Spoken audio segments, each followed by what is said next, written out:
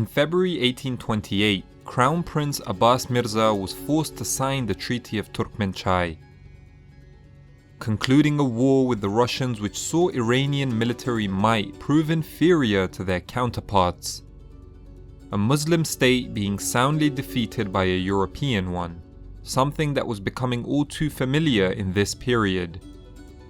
In conjunction with the Treaty of Gulistan in 1813, Iran had now lost all of its territory in the Caucasus, including Georgia, Armenia, Azerbaijan, and Dagestan. As strategically beneficial as these areas were for their new Russian overlords, they'd soon find out that Persia had only ruled on paper. Real control rested with the various ethnic groups that called the Caucasus home. Chechnya and Dagestan would prove to be especially difficult to subdue for the Tsar's forces. Under the leadership of a series of charismatic Sufi warriors, the Dagestanis and Chechens began a bitter 3-decade-long resistance movement which would see tens of thousands of Russian soldiers perish.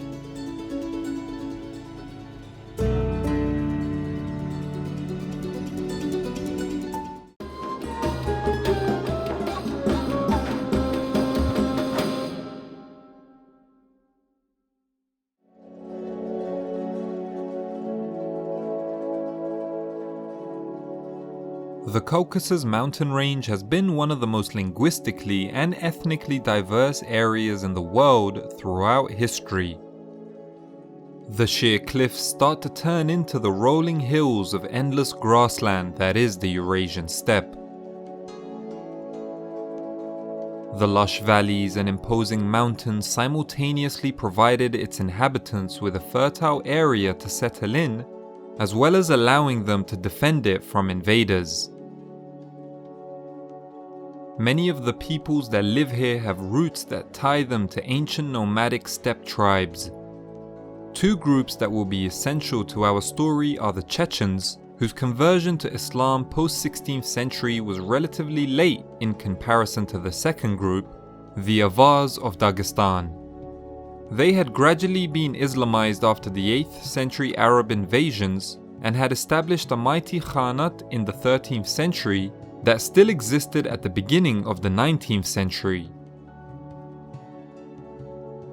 The intense diversity of the Caucasus was perhaps its biggest weakness and strength at the same time.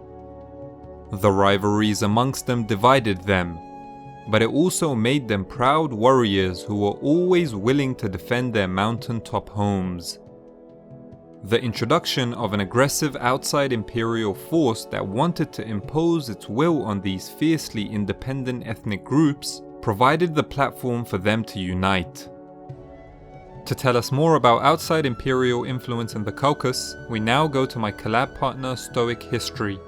This was not the first time an outside imperial force sought to conquer this land.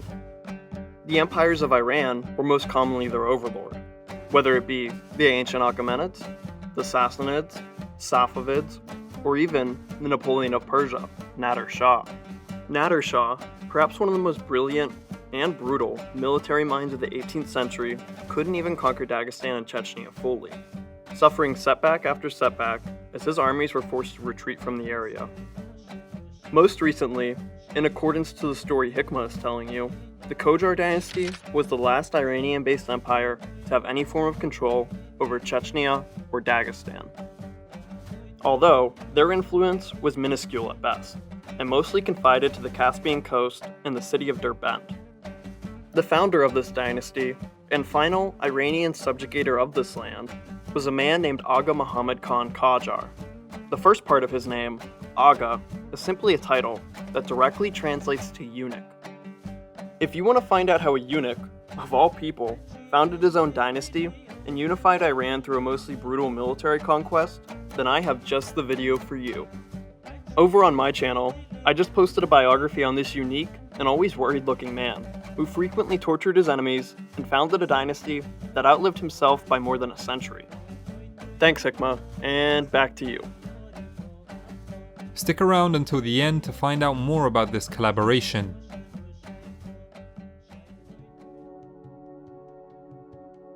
Soon after the Treaty of Turkmenchai, many of them revolted. These independence movements quickly gained traction in two different areas. One of them was in the northwest Caucasus, centered around the Circassian and Abkhazian people. This will be the subject of a future video. In the northeast, another revolt broke out, centered mostly around various Dagestani and Chechen groups. Both Chechnya and Dagestan found common ground in this period through Sufism, particularly the Naqshbandi order.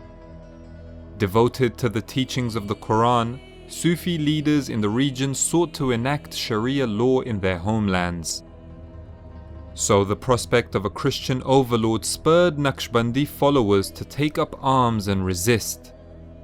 Sufism would also play a major role in providing the resistance with its leaders. In fact, the popular name of this conflict, the Murid War, is connected to Sufism because a Murid is a Sufi student committed to the idea of spiritual enlightenment. Two of the resistance most formidable warriors were born within 5 years of each other and grew up together in the Dagestani village of Gimri, which rested at the top of a needle-like mountain. Ghazi Muhammad was the elder of the two men and was born in around 1793. The second was Shamil, born in 1797. Both were taught by Farid of Arikani, a Naqshbandi teacher who instilled in his students the importance of adhering to Islamic orthodoxy, a topic that was especially relevant in the Caucasus, considering the region still held connections with its pagan past. Shamil will be the subject of a future video, so for now we won't go into any depth on his fascinating life. The spark for conflict came in 1829, when Ghazi Muhammad returned to Gimri. He had gone on a pilgrimage of sorts across Dagestan, preaching Islam but also trying to organize a resistance movement against the encroaching Russians. So he declared himself the Imam of Dagestan in the presence of his followers and promised to expel the Russian invaders from his people's land. In the process, establishing the bedrock of what would become known as the Caucasian Imamate. Ghazi quickly took over Gimri and set about to expand his movement. Despite the martial prowess of the Dagestanis, they could not fight off the massive armies of Russia alone. If he was to have any chance, then Ghazi would have to unify some of the numerous ethnic groups of the Caucasus. So he started sending preachers northwards to convert some of the pagan Chechen communities. Finding success in southern Chechnya, but less so the further north the preachers went.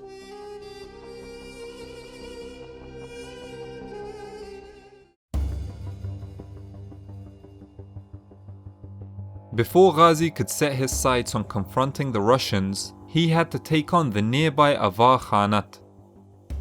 Having come under Russian domination at the start of the 19th century, many Avars had become disgruntled with the heavy taxation placed upon them by the Tsar's administrators, thereby making them a fruitful source of supporters for Ghazi's cause. So in 1830, Ghazi and Shamil led two columns totaling roughly 3,000 warriors from Gimri to Kunzakh, the Avar capital.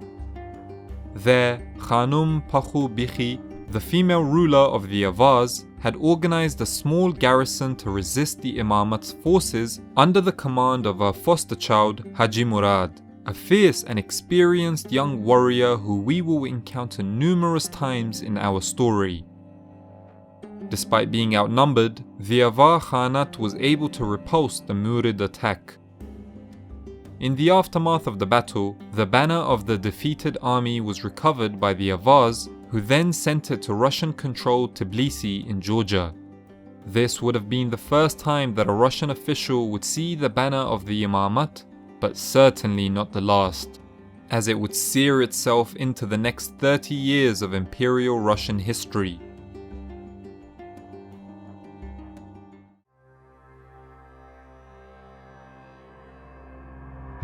While Imam Ghazi returned to Gimri to lick his wounds, the sleeping bear that was the Russian Empire had been awoken and started to descend upon this pocket of resistance. Baron Rosen, a Russian general, had been instructed to raid the countryside around Gyumri, laying waste to the land in what was a teaser for events to come. This imposed on Imam Ghazi the need to recruit more men for his cause. So he travelled north to Chechnya in a bid to convince local leaders to pledge their support to the Imamate. Back from replenishing his forces, Ghazi set about to take revenge for Rosen's raid earlier that year. Seeking a target for his first campaign against Russia itself, Ghazi chose the old Georgian military highway that ran parallel to the border of Russian-controlled Georgia and connected with newer Russian-made roads in the north. This military highway cut almost directly into the geographic center of the Caucasus Mountains and is a key reason why the northeastern and northwestern Caucasus revolts couldn't combine their forces. The highway was always heavily guarded and recently on edge from the revolt, which is why Imam Ghazi decided to strike at the most unexpected time.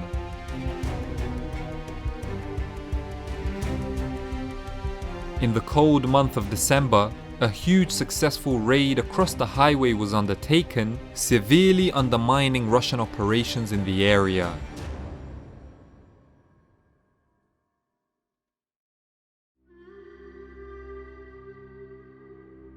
Ghazi rested his army for the rest of the winter. Since Rosen's raid on Gyumri the year before, Ghazi knew that his operational headquarters was vulnerable to attacks.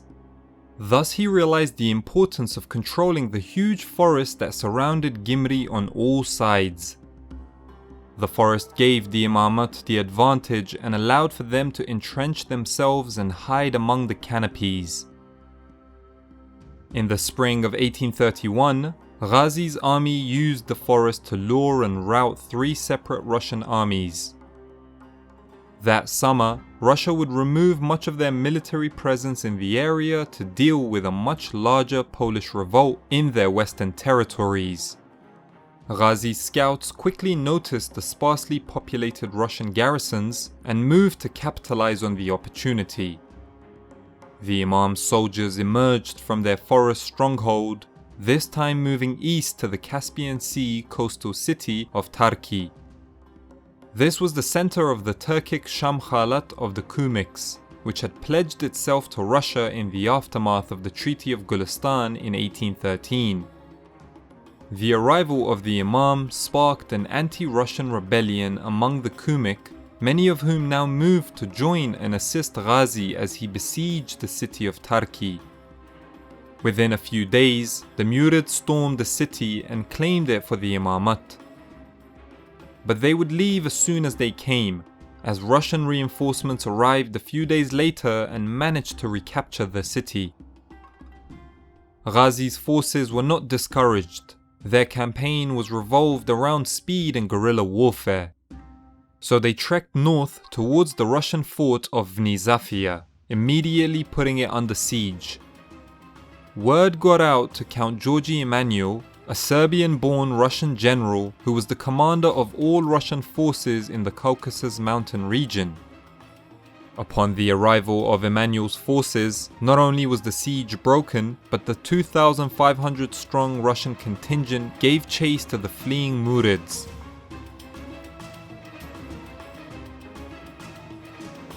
Seeing that his forces had almost caught up to their enemies just outside of an approaching forest, Emanuel ordered his army to continue the pursuit.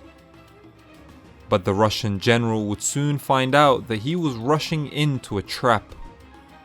Imam Ghazi waited for the perfect moment to surprise the Russian force with a devastating volley from men hidden throughout the forest.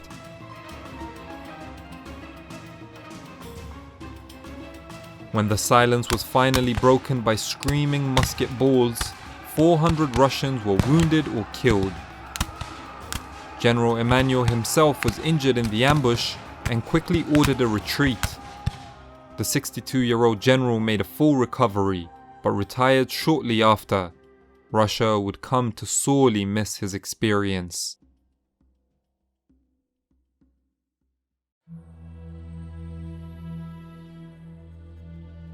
After a quick resupply and return to Gyumri, the Murids marched north once again, this time passing the fort that they had previously attempted to capture. The army continued this endless march far north, covering 125 kilometers in just a few days to reach the Russian city of Kjetil on the banks of the Terek River. The city, expecting to be well in the safe zone, had only kept a small garrison to defend it. Imam Ghazi would exploit this and sack Kjetil after a short siege. This diversionary attack would lead the main Russian army, which was just outside Gyumri at this point, in a wild goose chase north to the now looted city. The Russians had not left without leaving a surprise for Ghazi. Upon entering the thick forests around Gyumri, he discovered all the bodies of the men that he had assigned to guard the forest. The Russians had taken no prisoners.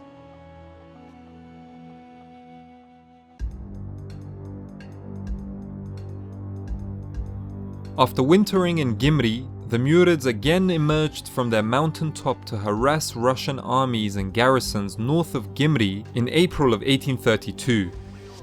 Meanwhile, a group of Chechen soldiers acting on their own accord decided to raid the old Georgian military highway, prompting a Russian expeditionary force to be sent out into western Chechnya. This, like so many other raids against Russia, was just bait. The Chechens did not back down, and as the Russian army advanced, they remained vigilant, standing guard on their cliffsides and watchtowers. These guard towers especially bogged down the invading army. One tower in particular held the whole Russian army for 3 whole days, being manned by only 2 Chechens. Throughout the summer, the Murids continued their baiting tactic and led Russian contingents into a forest where they would be ambushed by sharpshooters. As winter approached, Russian military activity in the area continued. A large army was spotted nearby Gyumri, where Imam Ghazi was staying with some 50 of his men. The commander of the Russian forces recognized how bleak the situation was for Ghazi and quickly sent his army to surround the house. As they came under attack, the Murids fortified themselves within the compound, but a desperate scene soon emerged, with many being shot as they tried to escape the house. It is said that Imam Ghazi simply sat calmly on his prayer rug, perhaps accepting that his time had finally come. Shamil, who was also trapped in the compound, was far less willing to accept death.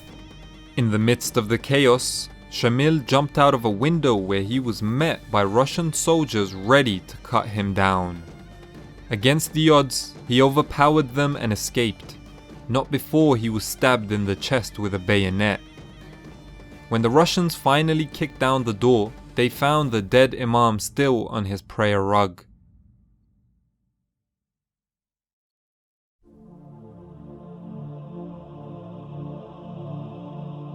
The revolt's leader was now dead.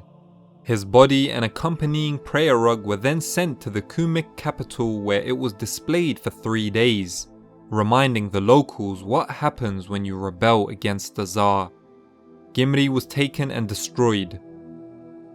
Shamil, who decided to lay low in his recovery, was also presumed to be dead. The Caucasian revolt lay in shambles. But in the absence of these 2 great men, a new Imam would take up the cause.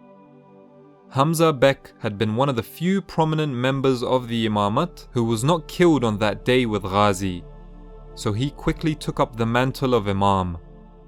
With the founder of the movement gone, the Murids were not in a position to attack the Tsar's forces directly.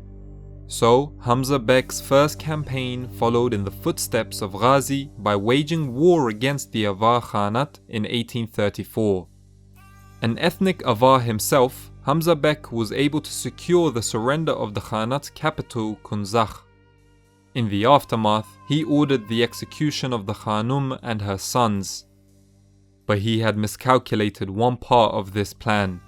He forgot about the Khanum's foster son, Haji Murad, the man who was later immortalized by the famed author Leo Tolstoy's novel. Murad swore on his honor that he would avenge his foster family and kill Hamza Bek. Revenge is often a sacred issue amongst the tribes of the Caucasus. A few months later, Murad, his brother Osman and a few others entered the mosque in Kunzakh with no intentions of praying. The armed men quietly walked in, opened fire and killed Imam Hamza Bek and a few of his guards. Osman, who had been the first to shoot, was killed in the combat, showing that revenge can be its very own executioner.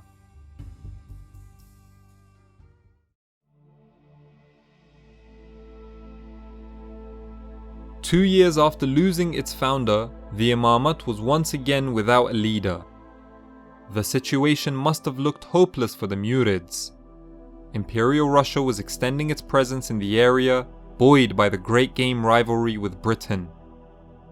The Ottomans, who the Murids would have hoped to rely upon in their fight with a common foe, were too busy dealing with Muhammad Ali's incursions into the Levant. But amidst this dismal situation, the Imamate would find a new Imam, who would lead his followers to more success than they had ever enjoyed. That man was Shamil, the Lion of Dagestan.